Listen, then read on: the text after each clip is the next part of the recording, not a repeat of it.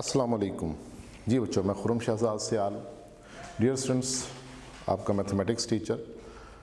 Definitely previous lectures में हमने discuss किए थे एक्सरसाइज 3.6 क्वेश्चन नंबर 20 तक। इस लेक्चर में हम कोशिश करेंगे कि मतलब 20 से 25 तक जाएं और फिर नेक्स्ट लेक्चर में हमारा लास्ट लेक्चर होगा और उसमें हम क्वेश्चन नंबर 30 तक जाकर इस एक्सरसाइज को कंप्लीट करेंगे। तो बच्चों, ये बात आपके जहन में रहे कि आज के ये जो हमारा इस वक्त लेक्चर जा रहा है, इस लेक्चर में जो क्वेश्चन होने जा रहे हैं मोस्ट इम्पॉर्टेंट क्वेश्चंस हैं इस एक्सरसाइज के। आपने इन क्वेश्चंस को बहुत अच्छे तरीके से देखना है, बल्कि इस लेक्चर में और इससे अगले लेक्चर में जो नेक्स्ट लेक्चर आपको मिलेगा उसमें भी जो क्वेश्चंस होंगे वो मोस्ट इम्पॉर्टेंट होंगे। तो ये वाला जो पोर्शन है 20 से 30 तक का लॉन्ग क्वेश्चन अमूमन इसी में से आया करता है। थोड़ा सा पीछे वाला जो पोर्शन है वहाँ से भी आ सकता है, लेकिन वहाँ से ज़्यादा शॉर्ट क्वेश्चन आते हैं। तो इसलिए आप लोगों ने मोहतात होकर बैठना है, मोहतात होकर लेक्चर लेना है और साथ साथ नोट ज़रूर करना है। बच्चों, हर लेक्चर में मैं आपको बता रहा हूँ कि मैं 3.2 के अलावा और किसी एक्सरसाइज के फार्मूलाज को यूज़ नहीं करूँगा। और जिन बच्चों के जहन में ये बात है कि हमने तो सिर्फ क्लास में 3.2 तक पढ़ा हुआ है, वो ज़रा इस बात से बाखबर हो जाएं कि 3.2 के अलावा इस पूरी 3.5 में और 3.6 में मैंने कोई भी फार्मूला इस्तेमाल नहीं किया। ठीक है, तो शुरू करते हैं जी अपने इस लेक्चर को। तो इसमें क्वेश्चन नंबर 21 पहले मैं डिस्कस करूंगा एक्सरसाइज 3.6 का। क्वेश्चन नंबर 21 बच्चों लिखा हुआ है 0 to π/4 secant theta over sine theta plus हो जाएगा हमारे पास कॉस थीटा डी थीटा। बच्चों, यहाँ पर इस क्वेश्चन की इम्पोर्टेंस क्या है, कि इस क्वेश्चन को क्यों अहम क्वेश्चन का दर्जा दिया गया। बड़ा सिंपल सा एक स्टेप लेना है जिसकी वजह से इसको ना इम्पोर्टेंट कंसिडर किया जा रहा है। देखिए, मिसाल के तौर पे मैंने इसको लिखना क्या है 0 to π/4। यहाँ पर जो डिनोमिनेटर है, डिनोमिनेटर में से मैंने कॉस थीटा बाहर कॉमन निकालना है। बच्चों ज़रा नोट कीजिएगा, कॉस थीटा को मैं बाहर कॉमन निकाल रहा हूँ। कॉस थीटा को जब आप बाहर कॉमन निकालेंगे तो जाहिर सी बात है यहाँ पे साइन थीटा लिखा हुआ है, इसमें से कॉस थीटा कॉमन नहीं आता।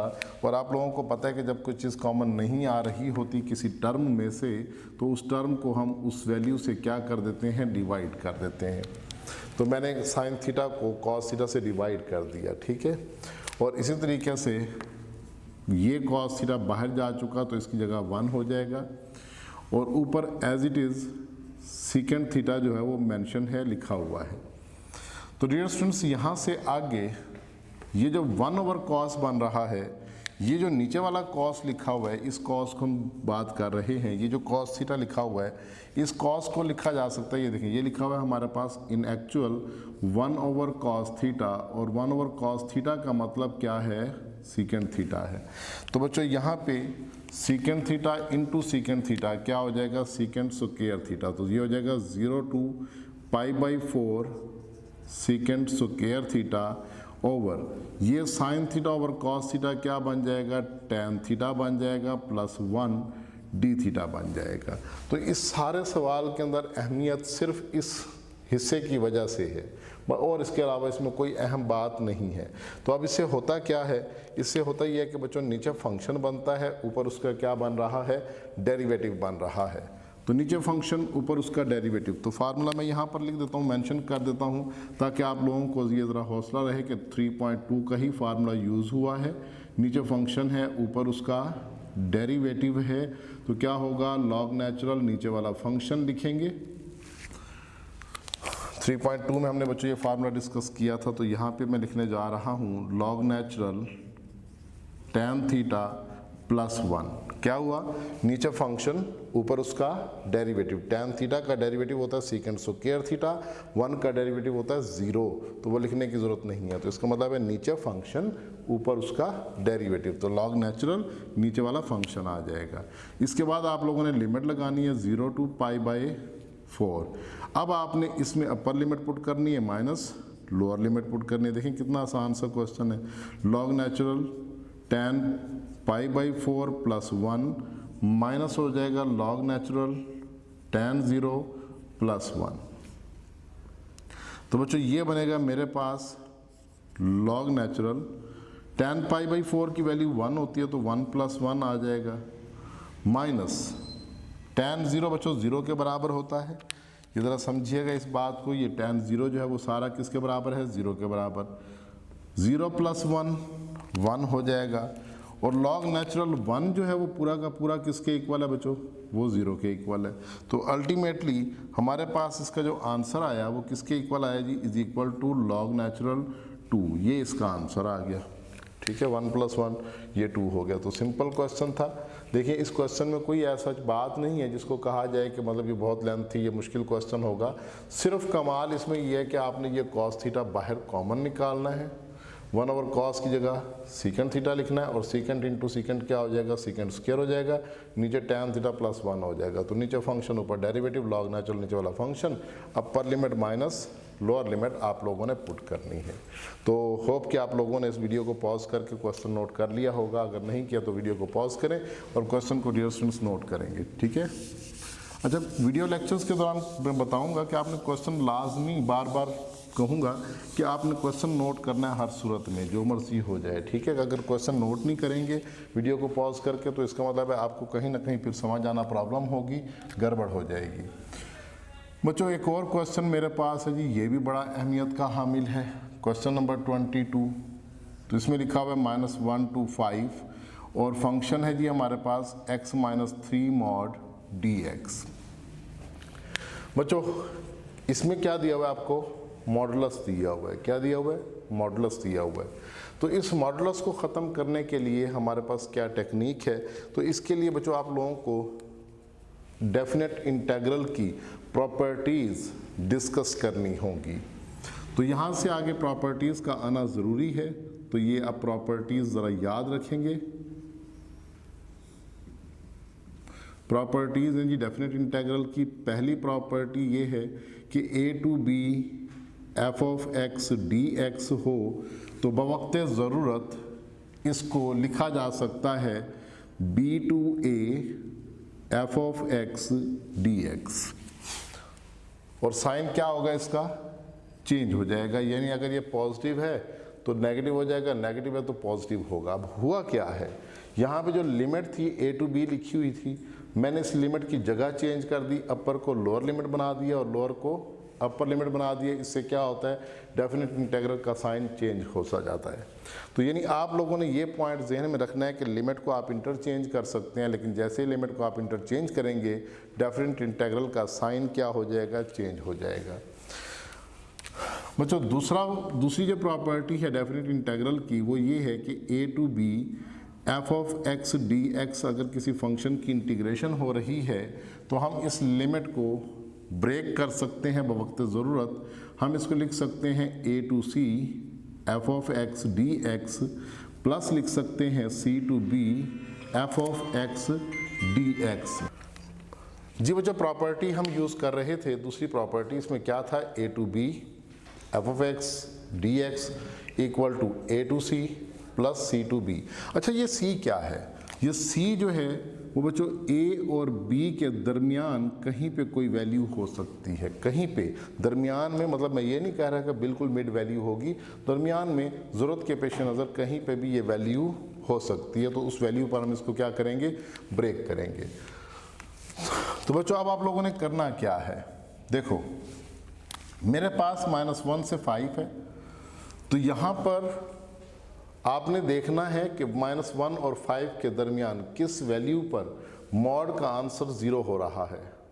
जी जनाब, -1 और 5 के दरमियान एक वैल्यू है 3 अगर मैं यहाँ पुट करूँ तो 3 - 3 क्या होता है, 0 होता है। तो बच्चों वही हमारा ब्रेकिंग पॉइंट है, उस पॉइंट को आपने जहन में रखना है, -1 to 3, और यहाँ पे फिर आप लिखेंगे 3 to 5। यानी मैंने प्रॉपर्टी नंबर 2 का यहाँ पे इस्तेमाल किया, -1 से 3 और 3 से कहाँ तक गए, 5 तक गए। तो जब -1 से 3 तक जाएंगे यानी उस 3 से नीचे वाले पोर्शन में, तो आपने मॉड हटा के x - 3 लिखना है, साथ में माइनस लगा देना है, ये ख्याल करना है। x - 3 माइनस लगा देना है, dx लिख देना है, प्लस यहाँ पे जो 3 से ऊपर वाला पोर्शन है 3 to 5, इसमें आपने क्या करना है, x माइनस थ्री dx, इसमें क्या करना है जी, प्लस लगा देना है बस। इसके अलावा और इसमें कोई टेक्निकल बात नहीं है। इसी टेक्निकल पॉइंट की वजह से इस क्वेश्चन को कुछ अहमियत हासिल है, वरना इसमें कोई ख़ास अहम बात नहीं है। ठीक है, तो बच्चों अब यहाँ से आगे ये x माइनस थ्री का डेरिवेटिव 1 होता है, x माइनस थ्री का डेरिवेटिव क्या होता है, 1 होता है। तो क्या करेंगे बच्चों, माइनस फंक्शन है, आगे डेरिवेटिव है, पावर 1 है, तो फंक्शन की पावर में 1 ऐड कर देंगे, उसी पावर से डिवाइड कर देंगे, लिमिट हो जाएगी -1 to 3, प्लस हो जाएगा x minus three square divided by 2, limit हो जाएगी 3 to 5। देखें एक लाइन के अंदर ये क्वेश्चन सॉल्व हो गया है, इसमें कोई मुश्किल बात नहीं है, बस सिर्फ इस पॉइंट को याद रखना है और इसकी अहमियत हामिल है। और ये जो 2 बातें मैंने लिखी हैं ये ऑब्जेक्टिव के लिए बड़ी ज़रूरी हैं, ये आपको आनी चाहिए, या किसी जगह पे और कहीं क्वेश्चन के अंदर अप्लाई भी होंगे। ये प्रॉपर्टीज़ जो हैं इनको आप लोगों ने याद रखना है। तो बच्चों अब यहाँ पे आपने लिमिट पुट करनी है, माइनस ब्रैकेट लगाएंगे, x की जगह अपर लिमिट पुट करेंगे 3 minus three whole square divided by 2, x की जगह लोअर लिमिट पुट करेंगे -2 minus three whole square divided by 2, फिर प्लस इस हिस्से में आ जाएंगे, x की जगह अपर लिमिट पुट करेंगे 5 minus three whole square over 2, minus 3 पुट करेंगे तो 3 minus three whole square divided by 2। So this is minus, ये सारा क्या होना है, 0 हो जाना है, माइनस 4 का स्क्वायर बच्चों क्या होना है, 16 को 2 से डिवाइड करेंगे तो क्या बचेगा, 8 बचेगा। सो दिस इज -8, प्लस ये 5 माइनस थ्री 2 होना है, 2 का स्क्वायर 4 को 2 से कट करेंगे तो बच्चों 2 बचेगा, माइनस ये सारा का सारा 0 हो जाना है। और अब यहाँ से आगे माइनस और माइनस, +8 बचेगा, +2 होगा, और अल्टीमेटली आंसर क्या आ जाएगा, 10 आ जाएगा। तो देखें क्वेश्चन बहुत शॉर्ट है, बहुत सिंपल सा क्वेश्चन है।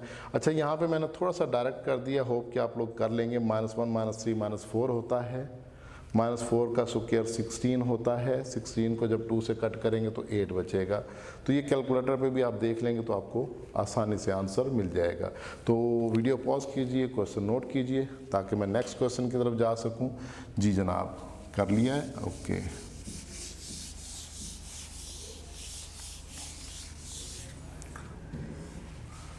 जी बच्चों, नेक्स्ट हमारे पास एक और अहम सवाल है। मैंने पहले कहा था कि इस लेक्चर में तमाम क्वेश्चंस इंपॉर्टेंट हैं। तो क्वेश्चन नंबर 24 है जी, 1 2 3 x square -2 divided by x + 1 dx। बच्चों आप लोगों ने क्या करना है, इम्प्रॉपर फ्रैक्शन है। देखिए यहाँ पे नीचे x की पावर 1 है, ऊपर x की पावर 2 है, तो इम्प्रॉपर फ्रैक्शन है।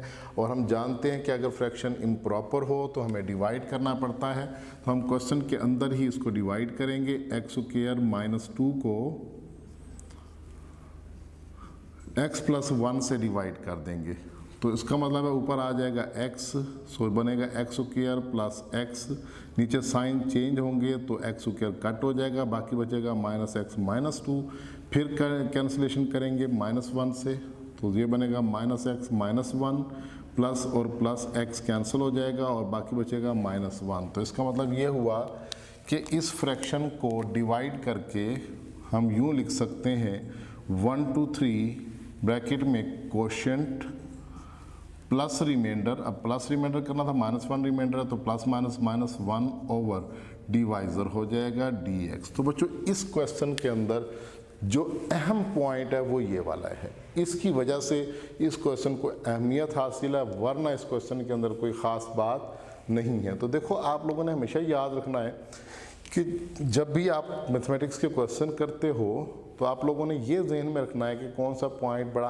अहम है, किस स्टेप को हमें फोकस करने की ज़रूरत है। अगर आप उस स्टेप को फोकस कर लेंगे, उसको याद कर लेंगे, उसको जहन नशीन कर लेंगे तो चीज़ें आसान होना शुरू हो जाएंगी।